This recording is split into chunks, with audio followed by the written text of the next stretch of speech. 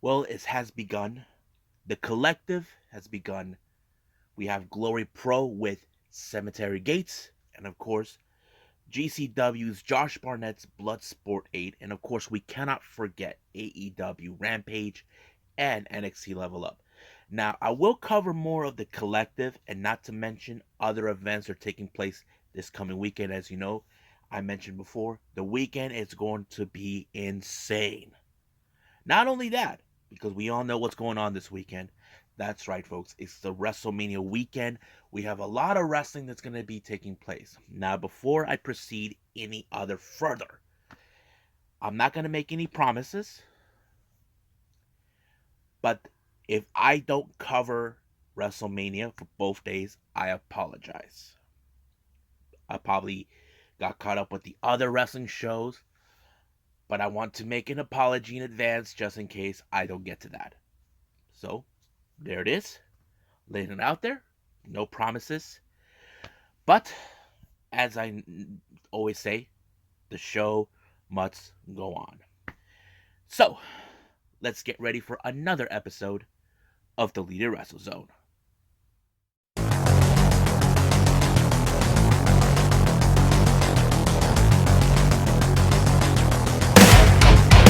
Are you ready? Get up, get up! Get up, get up! Get up, get up! Get up, get up! Get up, get up! Get up, get up!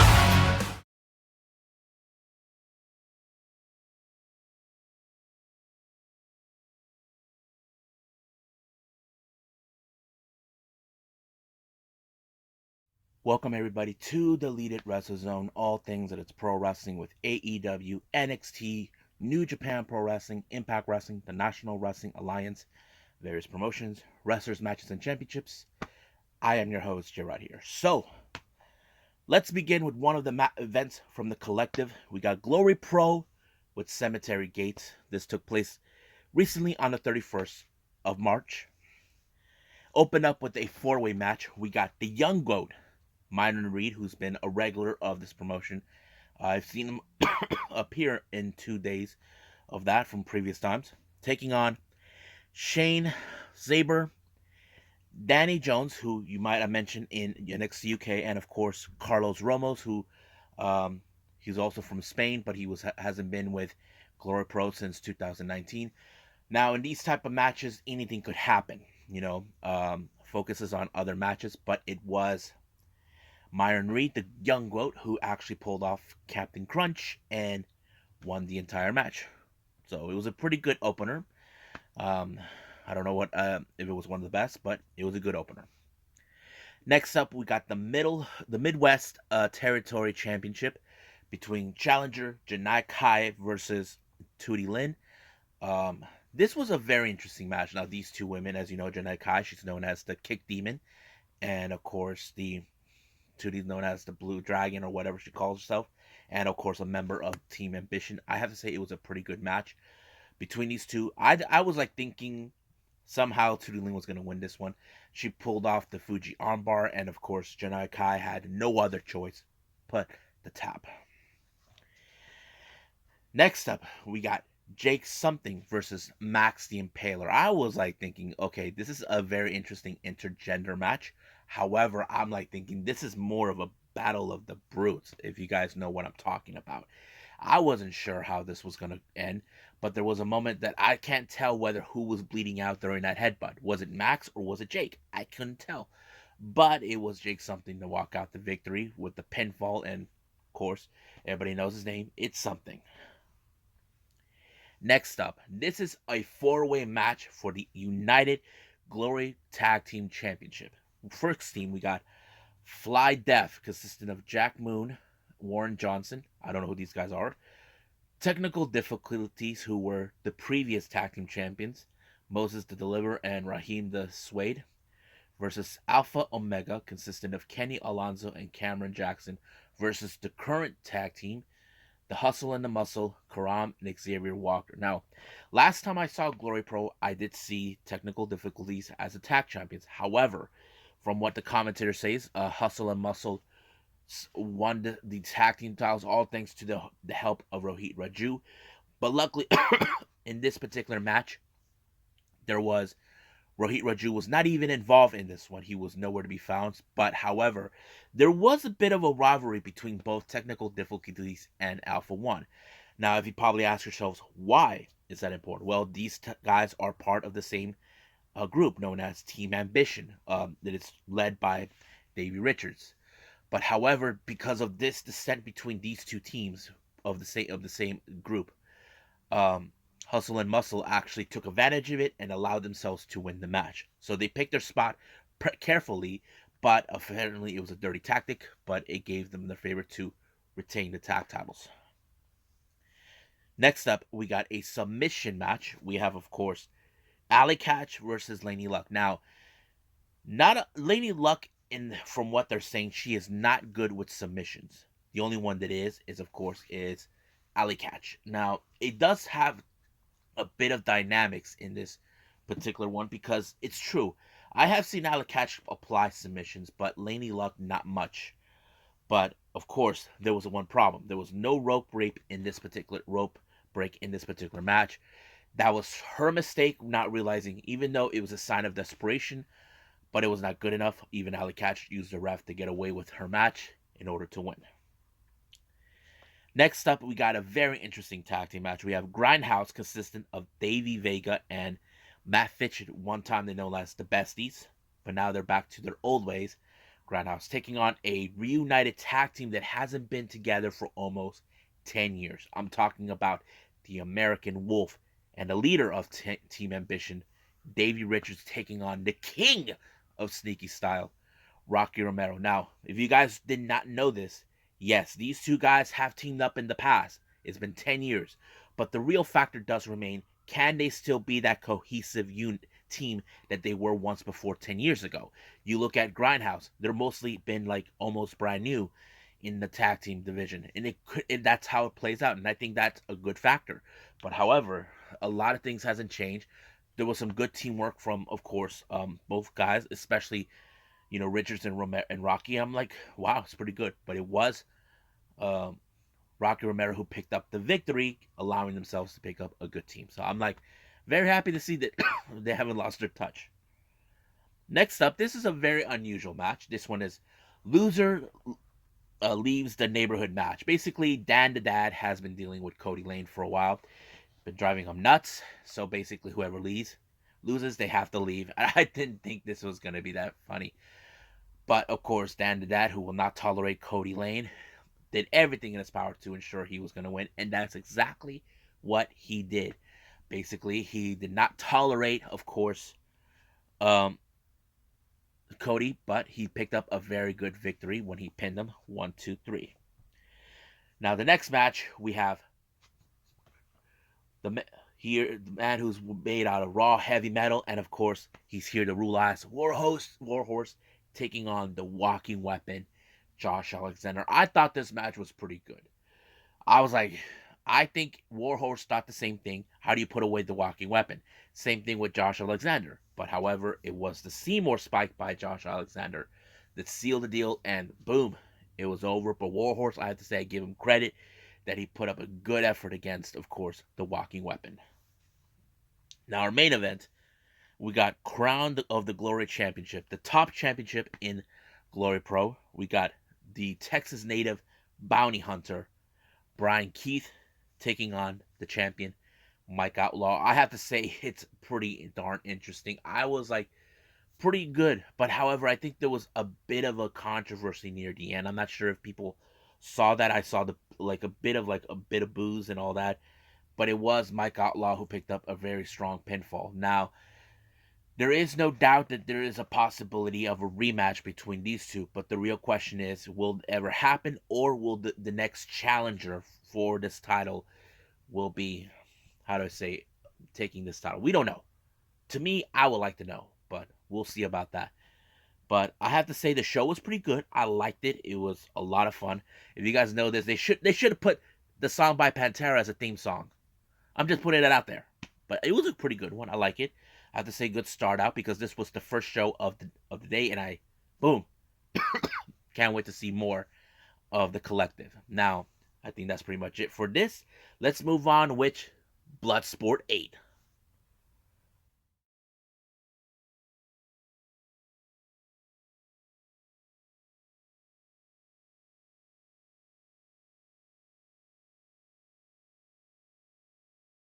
Okay, so right now let's talk about GCW's Josh Barnett's Bloodsport 8. I have to say this one was a very interesting Bloodsport event. Now I have been watching these Bloodsport events. I don't remember how long, but however, I feel the matches were good. I think I enjoyed them. So let's talk about them. First match we have Masha Slamovich versus Janai Kai. Now you could say that Janai Kai had much of the bigger advantage, but however, it was Masha who did.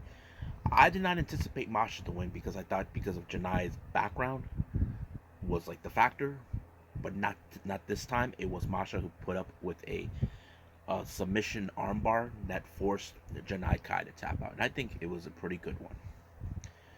Next up, we got Ninja Mac versus Yoya. Now, this match was a very interesting one for a couple of reasons. One, you guys know Ninja Mac will never take off his mask, but this time he did. He wants to play by the actual rules. But to be honest with you, we those who have already seen him without mask, we understand. I mean, he plays that Ninja Mac character when he's doing those high flying moves.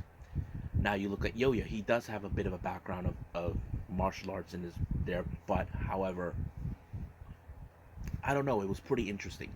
However, I think the most interesting moment is when he did like the what was it? I put it the 540 kick right onto Yoya, and the ref called the match. It was by ref's decision that allowed Ninja Mac one. I have to say that move, my God, I was like, wow, I couldn't believe it. Next match, we got Bad Dude Tito taking on Royce Isaacs. Now, this was a very another interesting match because these guys are like almost big brute types. But however, how would this end? I felt like maybe because I know Bad Dude Tito may or may not have a good track record in blood sports, but Royce Isaacs, I'm not 100% sure. I can't recall if he did win a match or not, but I have to say this one was a pretty good one where he won by what was it he won by the uh, he, um, headlock submission. I thought that was a pretty good move for him to win that forced Bad Tito to tap out. Next up, we got Slade versus Alex Coughlin. I have to say, this was a unique match for Coughlin because, as you know, he's been training under Josh Barnett. It was a very interesting one, but however, I did not anticipate that he was going to win this one. I thought the edge was going to go straight to Slade, but the way he ended this match with putting Slade in a sleeper hold, I thought it was beautifully executed that allowed him to pick up a good victory in Bloodsport. Next up, now this person I did not anticipate he was going to be there.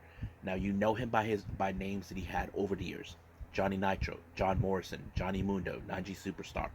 Now people are start calling him Johnny Bloodsport. I have to say he does have a ring to it. I say he should stick with this name when he's doing blood sports. But he goes by, but he instead of going by the name, he was going by his real name, John Hennigan. His opponent was Simon Gotch. Now, let's be honest with you. I felt that Simon Gotch had much of the bigger edge in this match. Not because of his experience, because I felt that this was more of his wheelhouse. Now, I cannot recall if John Hennigan has ever had matches like this in the past, but I do give him credit where credit is due. I did not anticipate him to win the match by submission. I'm going to say I give John Hennigan the credit that he deserves, putting himself in a good match that I didn't think it was going to be in his wheelhouse, but he was a good sport. I have to say, well done, John. You got respects. But yeah. Next up, now these two ladies have confronted each other before. We got Zeta Zhang versus the Problem, Marina Shafir. Now, these two have come across each other many times over. I have to say Zeta Zanks looked more like she wanted to win this match so badly, but however, she couldn't do it because apparently Marina Shafir, who has more experience in the MMA ground, as you know, she does. She's part of the four horsewomen of MMA. I thought that played out a pretty good well. It did, allowing herself to win by submission. Next up, we got Kratos versus Timothy Thatcher. It's great to see him. We haven't seen him for quite some time. We know he was released from NXT not too long ago, about a year ago, but now it was great. But I have to say, I was not anticipated that Kratos was going to win. He did like a somewhat version of a Superman punch that knocked Timothy Thatcher out. I did not. Not a lot of fans were happy with this whole thing with Kratos winning it. I'm like, ooh, that's kind of suck. But it was a good punch. But hopefully things will things for Thatcher will get back on track once he takes care of whatever he needs to do.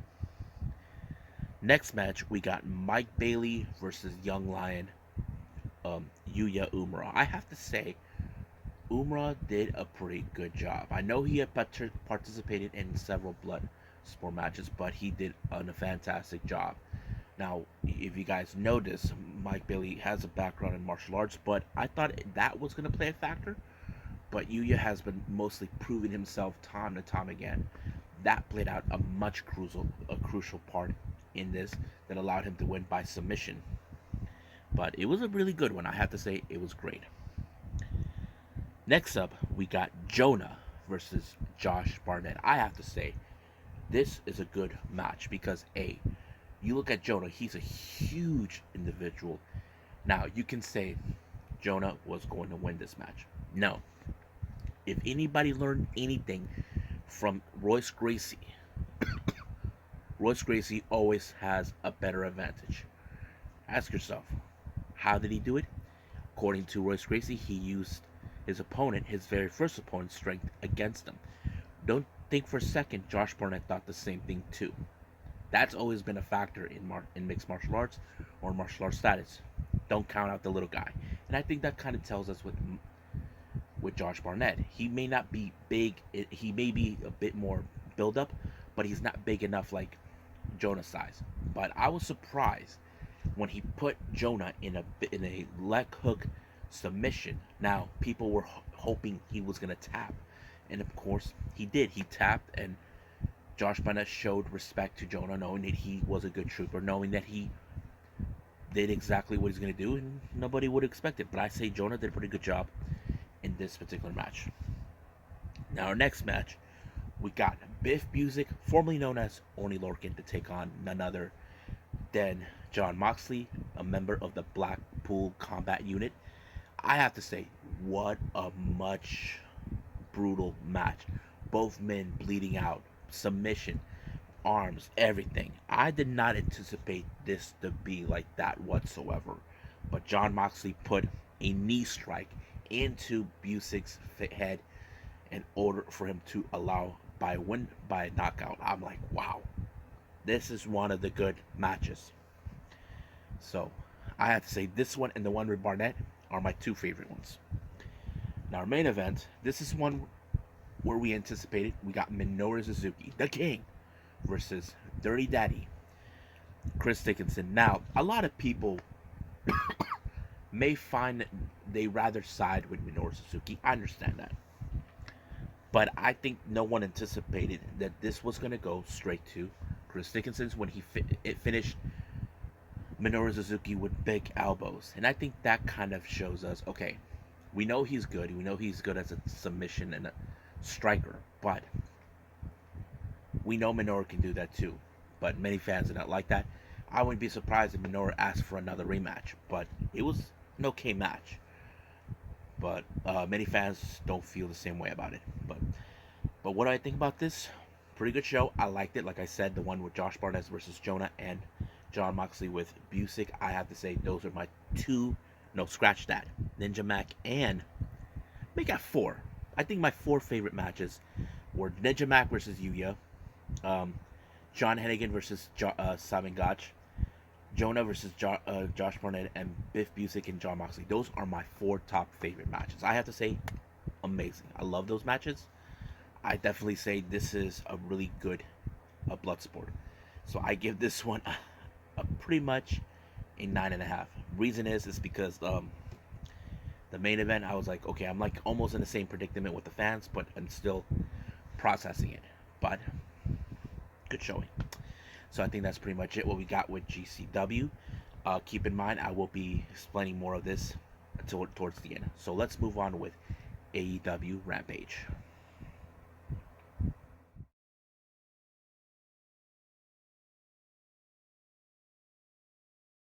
Okay, let's talk about AEW Rampage. I have to say it was a pretty good show.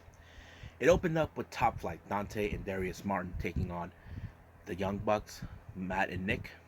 This is a bit of a rematch for almost over since 2020. Now, keep in mind, Top Flight had made their presence known back 2 years ago, and I think they might have been involved in with the Young Bucks. I cannot recall if the Top Flight beat them, but I think this is more like a rematch. But not a lot of dirty tricks were played by Young Bucks, but however, their tactics to divert the matches in their favor kind of went in. As you know, when there's one distraction, another one, something big is coming up, and I think it tells us. And I mean, there were a lot of great spots in this match, but unfortunately, it was Dante who actually Darius who took the fall when Dante was nowhere to be found when he got slammed right through the steel staircase, and boom, it allowed for the Bucks to pick up a victory. Now, as you all recall recently, we just saw the transformation of Chris Statlander, so now she's welcoming to the other side of Chris Statlander. Now, we don't know much what she's going to do with this new version. Now, we can't accept that she's now abandoning the alien persona, and I think it was time for a change. I'm kind of curious, like everyone else, how would this Chris Statlander be away from the alien? We'll see. Now, as you know, Lambert refused to give Tay Conti and Sammy Guevara the tag team match that they deserve. They act like they think they're all that. However, their big mistake is ignoring them. Sammy and Tay decided to take the little payback by destroying Dan Lambert's car, a BMW, I believe. Don't know what model. Don't ask me what kind of car it is. But I thought it was a great moment. I mean, we've seen these type of things in any promotion. Doesn't matter where, if it's in AEW or is it in Impact or is it in WWE or MLW. Doesn't matter. But Sammy said this is only step one for him to change their mind. So the real question is, if Dan Lambert continues to ignore Sammy and Tay, what other things are they going to do to irritate them? I have to say, there's going to be 3 strikes and they're going to get it. Trust me on that. If the second attempt doesn't work, there will be the third, and of course, will be probably Lambert's only option not to accept it. Now, out of nowhere, no one expected Tony Schiavone to have an interview with Hook. However, last week, we were shocked to see what happened. We're talking about Danhausen. You know Danhausen. He likes to curse people. However, it had no effect on Hook. So Danhausen decided, let's try again. But unfortunately, it didn't work. I'm sure Taz is having a great time with it. I know he's not worried about it. But I don't know. I hate to see Danhausen go crazy.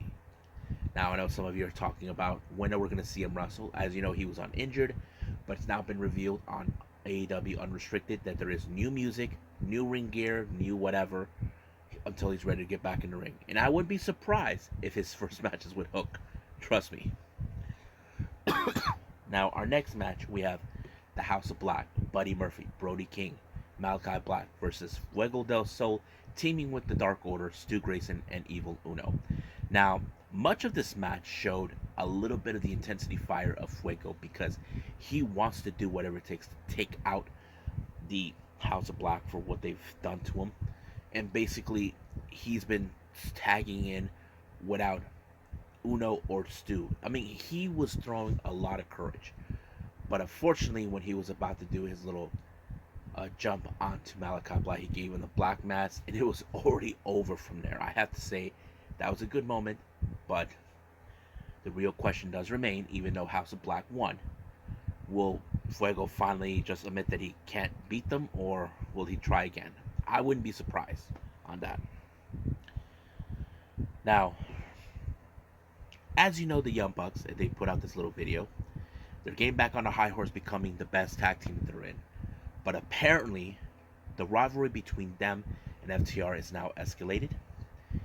Uh, Apparently, they're demanding they have another match between them because last time they lost, and now they're targeting for the AAA tag team titles, which they haven't defended for quite some time. I don't know why. I'm sure AAA are trying to work their way to have that, but we do know that those titles will be defended against Dralistico and Dragon Lee, the Lee brothers. But basically, the rivalry between both FTR and Young Bucks has rekindled again. Now, our next match is a qualifying match of the Owen Hart Foundation for the women's. We have Sky Blue versus Jamie Hayter. Now, keep in mind, Britt Baker was not here. She refuses to be there because she won't be there until AEW returns to Pittsburgh, and that's going to be on the 20th. However, I think this was a pretty interesting match because Jamie Hayter is trying to get back on the be on the hunt for reaching the top. But the real question is, will Britt Baker allow it? I don't know. But Sky Blue, I know she is young and hungry. She's determined. But however, it was Jamie Hayter with the lariat that allowed her to pick up a very good victory against Sky Blue, and no dirty tactics were made by the Rebel, who was on ringside on Jamie Hayter's side. Now, Penta Oscuro sent a loud, clear message to Penta saying, if you're going to play with fire, you be careful, you're going to be burned. So basically, they're telling them, don't forget about Death Triangle. So this war between Death Triangle and House of Black is far, far from over. The real question does remain, when we will see Phoenix return. We do know he hasn't been back since he broke his arm, and I can't get that out of my head, but we'll see what happens then.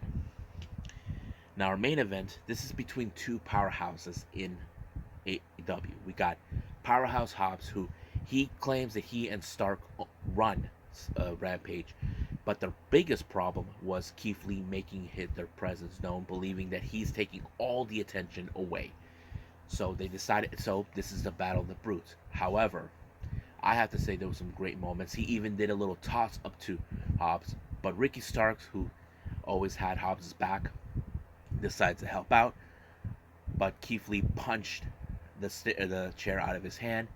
But luckily, Swerve shows up. But the ref got distracted with the appearance of Swerve and Stark outside the ring.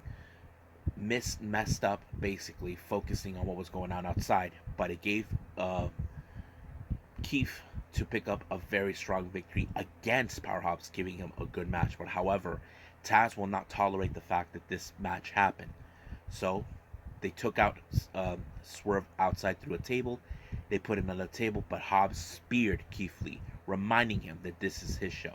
But it's not going to stop Keith Lee. We know there will be a retaliation between both.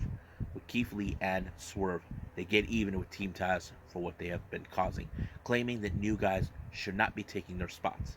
So that's pretty much it what we got with AEW. I say let's end this episode with NXT Level Up.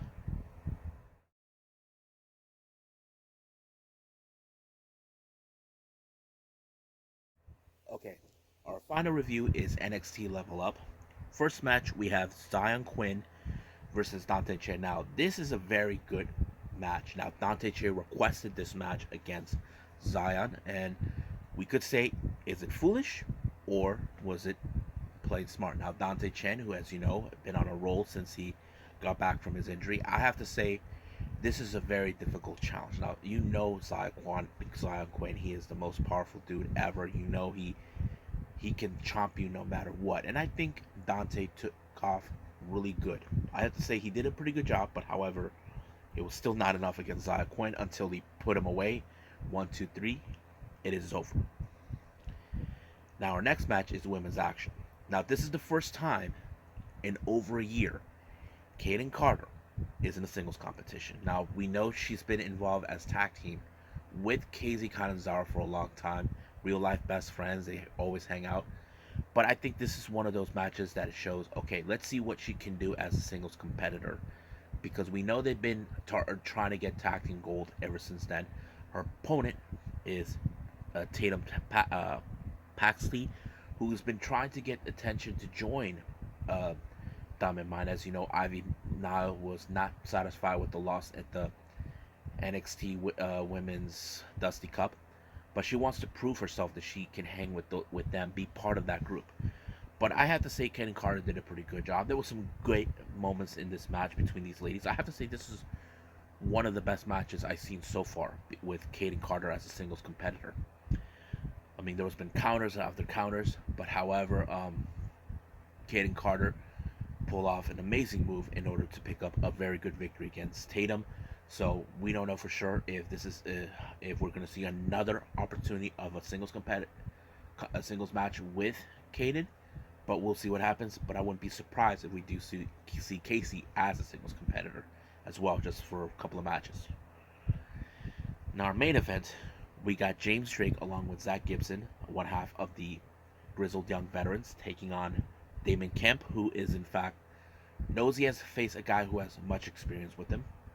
Now, as you know, Grizzled Young Veterans are still currently feel like they were robbed from an opportunity to get tag team gold, and I think that kind of tells us the story that you can pull out the violin as much as you want, but unfortunately, this was one of those good matches. Now you can tell by this match that Zach Gibson's going to help him. That's exactly what he did. But what they didn't anticipate was the arrival of Malik Blade and Edris Enofe, giving Damon Kemp the opportunity. While that was happening, while Gibson and Drake were distracted, Damon Kemp took advantage, allowing himself to pick up a good victory.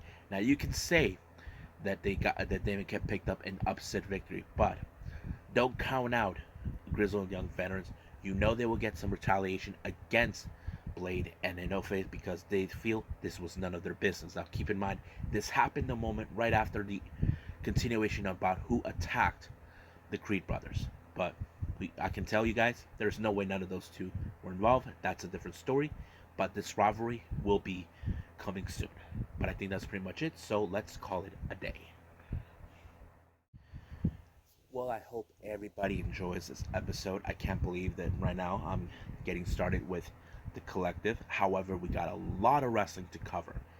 As you know, we got to Choco Pro 215. I made a mistake from the last time. I want to apologize.